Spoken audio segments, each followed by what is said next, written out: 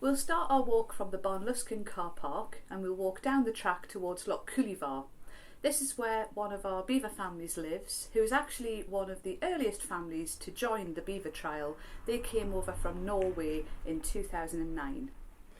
So, as we start walking down the track and as we come through the gate, you'll see the first signs of their activity.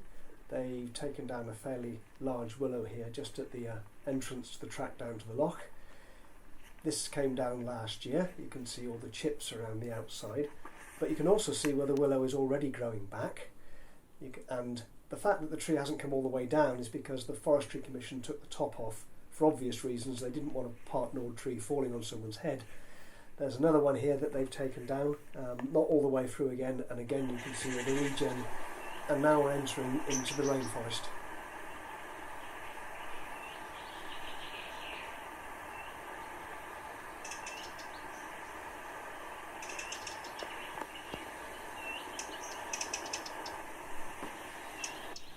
That was some fantastic sounds of the forest there.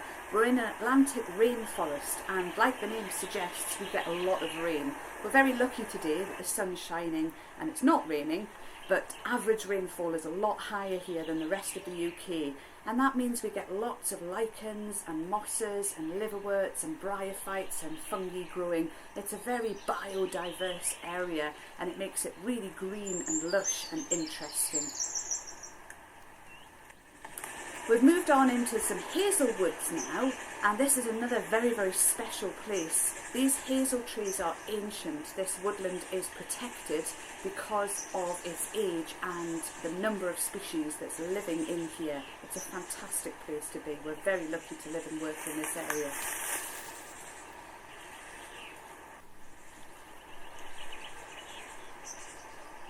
So as we move through the hazel woodland, we're eventually coming to the view of the loch, and this is a beaver feeding station.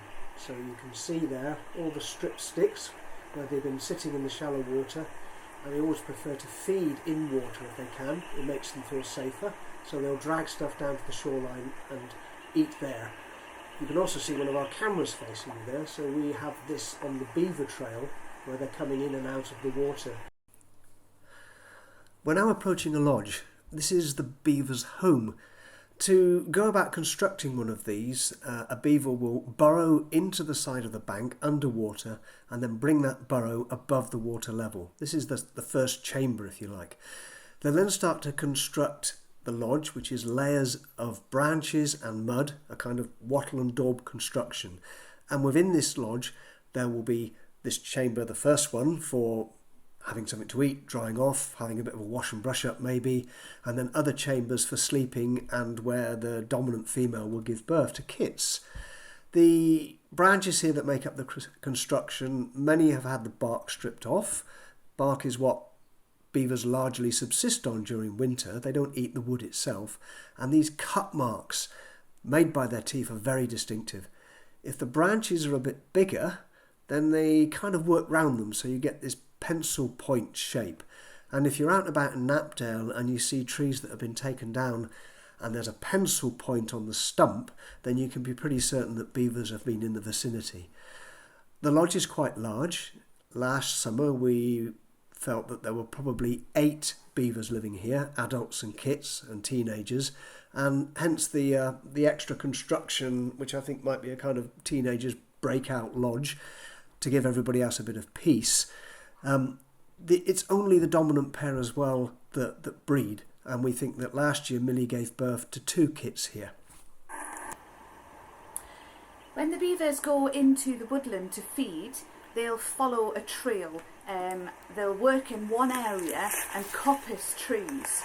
So this is a trail that's leading away from the water's edge, where beavers feel quite safe and able to swim very well. And then they'll trundle on up here with their big flappy feet and a big flat tail. So quite quickly they make a trail in the grass that's easy to follow. They'll work in the dense woodland here and they'll coppice trees and chop them down. You can see it's quite thick and quite dense. They'll work in an area of about 10 metre radius and they'll clear all of that, all of the trees away there. As you can see here, they've started taking those away, and they'll use that material for their dams and their lodges and create food store for winter.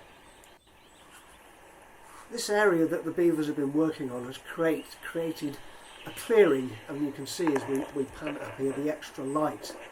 This regenerating forest, because this is an old forestry plantation, is all much the same age and much the same size. So beavers are creating layers of vegetation within this woodland, which allows different species of plants to thrive. The other thing they're doing, of course, is from the end of that trail that Ollie was just talking about, they come onto more level ground, and they've exploited an old forestry drainage ditch. They've made it deeper, they've excavated it so that it's deep enough for them to swim through. Again, this provides a really good escape route if something tries to attack them or they're frightened about something. And when they're in their construction phase and they're moving material down towards the lock and maybe to the lodge, it's far easier to float that stuff down than it is to walk with it. And we also noticed lots of other things on our guided walk, and we don't just talk about beavers, so here's a fantastic slug making its way across a branch. This is on the way to the Dew Loch, which is a small loch-in adjacent to Loch Coolivor, and a viewing platform has been built here because the beaver family a few years ago lived in a lodge just on this loch. They found this loch-in by following a drainage ditch like the one we've just seen and found this loch. This is the area of open water that was the original loch.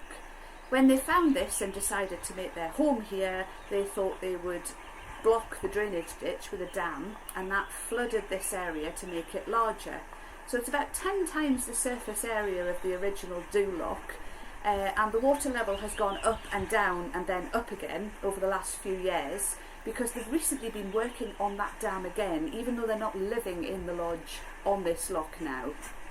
So this line of water in front of us now is where the old path used to be.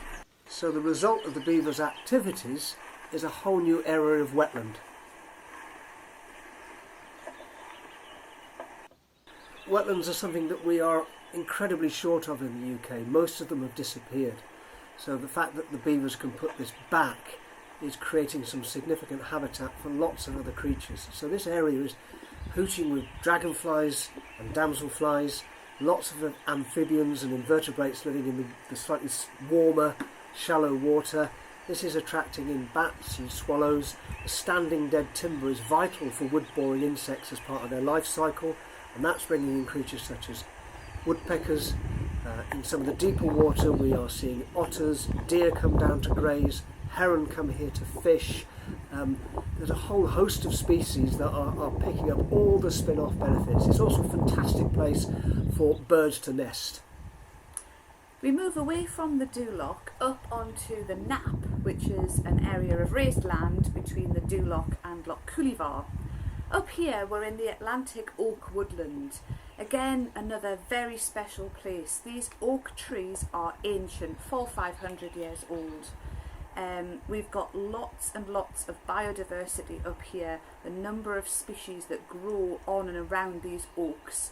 We're on peaty soil, so we've got heather and blaeberry, and these oak trees are a host to lots of invertebrates and other life that lives on them. We've got pedunculate oaks and sessile oaks. This is a shield bug that's living on one of the oak trees here. I love his shoulder pads. It's just a fantastic, diverse place to be.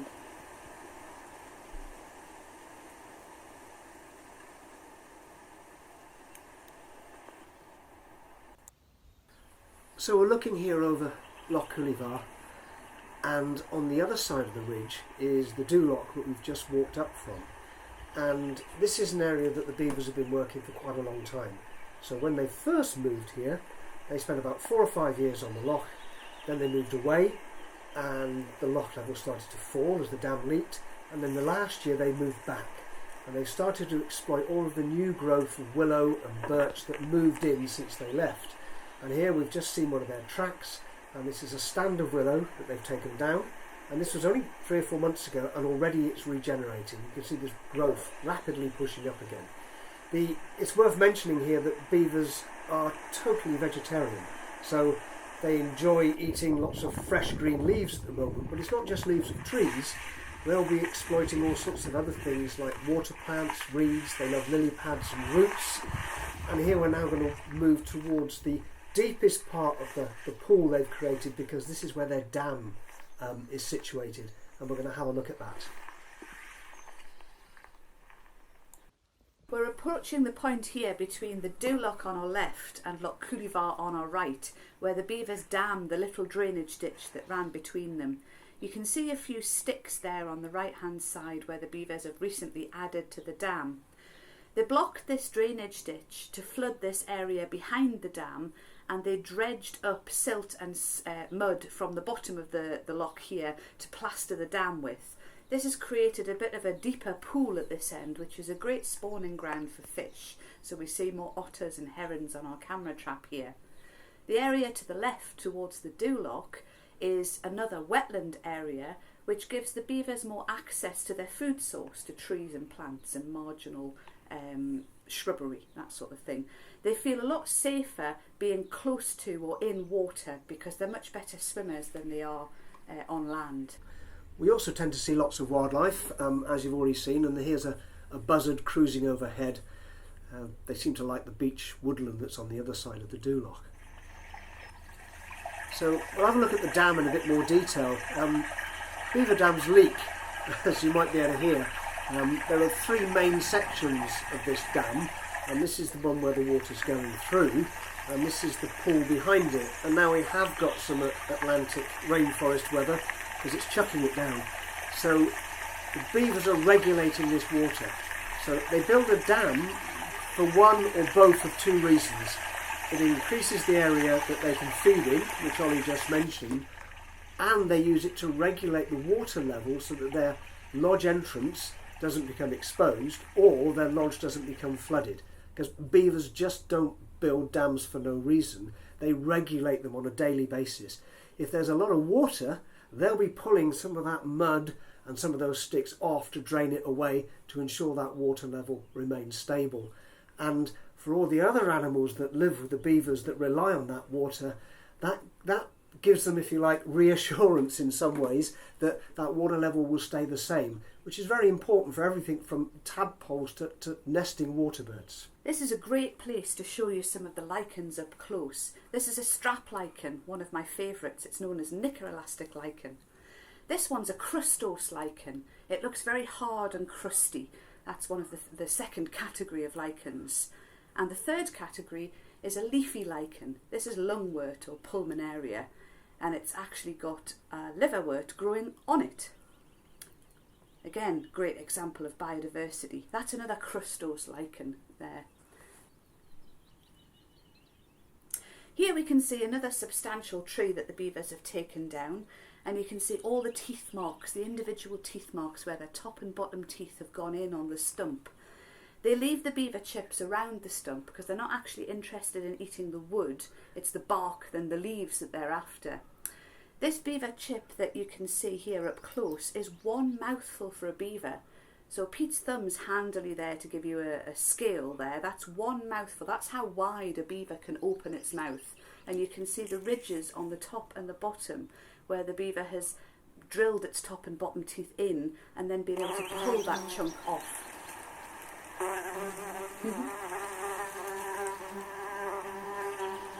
Apologies for the bee interruption there, but we're now walking back down the old path towards the platform that we were looking from on the Dewlock earlier. So this is an old path created by humans that's now been repurposed by the beavers. And as it descends into the deeper water that they've created, you can see an old beaver feed station, and we use some of those old sticks to put our tripod on for our camera. And we've caught some fantastic footage here, including this heron dealing with a pretty large eel.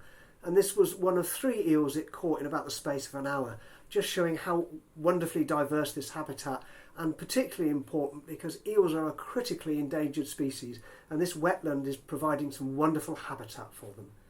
And as we walk back now towards Coolievar and the light's starting to fail, we're lucky enough to see a beaver setting out for the evening and looking for a great place to do some feeding. And this is where our walk ends, and thank you for joining us.